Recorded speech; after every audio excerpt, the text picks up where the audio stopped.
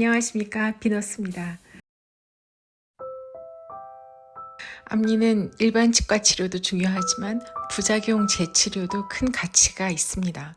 그리고 부작용 재치료에서 큰 적성을 느끼는 치과 의사도 있죠. 환자가 회복되는 걸 보는 게 꽤나 즐겁거든요. 사실 재치료, 재재치료 환자는 큰 걱정과 우울 속에 있습니다. 그렇기 때문에 치료 외에도 심리적인 방패가 필요할 정도입니다. 재치료 환자들이 가장 큰 특징은 일단 아는 게 많습니다. 이번에는 실패하지 않으려고 온갖 곳을 찾아보죠. 그런데 공부한 만큼 걱정도 많습니다. 왜냐하면 어중간하게 알고 있기 때문입니다. 어중간할 때 가장 불안하잖아요.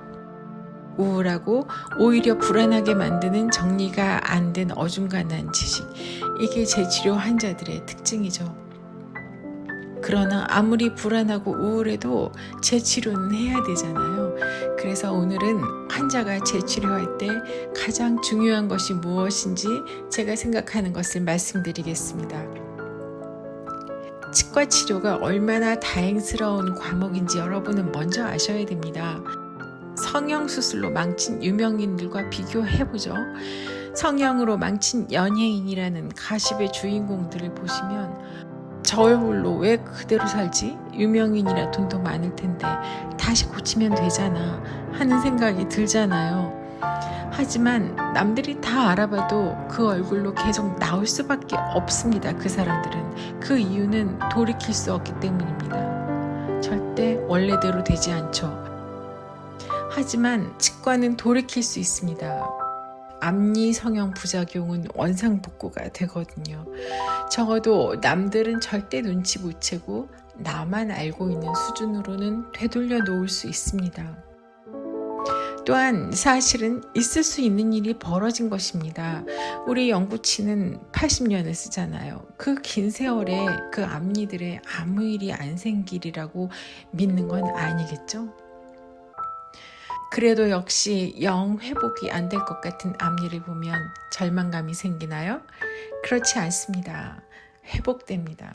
자, 회복된 사람들 보시죠. 사실 이 정도의 케이스도 치과에서는 일도 아닙니다. 말짱이 회복하고 나서는 잊어버릴 수 있어요. 이 정도면 회복 안 될 것 같죠? 회복됩니다. 역시 결국은 다 됩니다. 물론 이 정도로 심하게 망가졌다면 진짜 없던 일까지야 되겠냐마는 행복감을 느낄 수 있을 정도로는 회복됩니다. 그리고 그 회복이 얼마나 다행스러운지는 겪어본 사람은 알 수 있겠죠.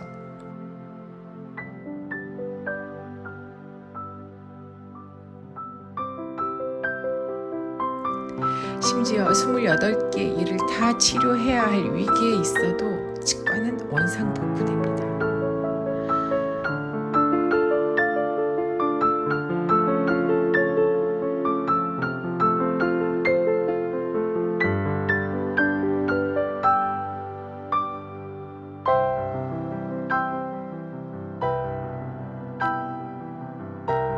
물론 앞니 부작용 치료와 앞니 재치료에서 가장 중요한 것은 의사를 잘 만나는 것이지만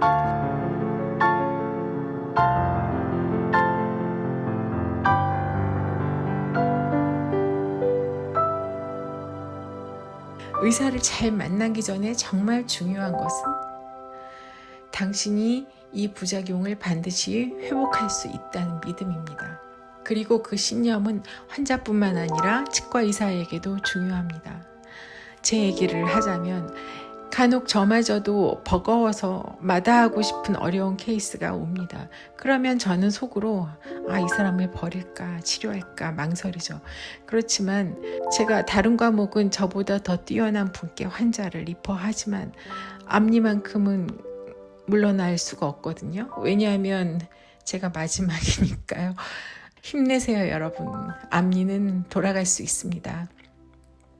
오늘 상담할 때 울고 가셨던 분 위로가 되기를 바라며 짠한 마음으로 콘텐츠를 만들어 봤습니다. 지금 필요 이상으로 힘들어 하시는 건 맞습니다. 힘을 내세요.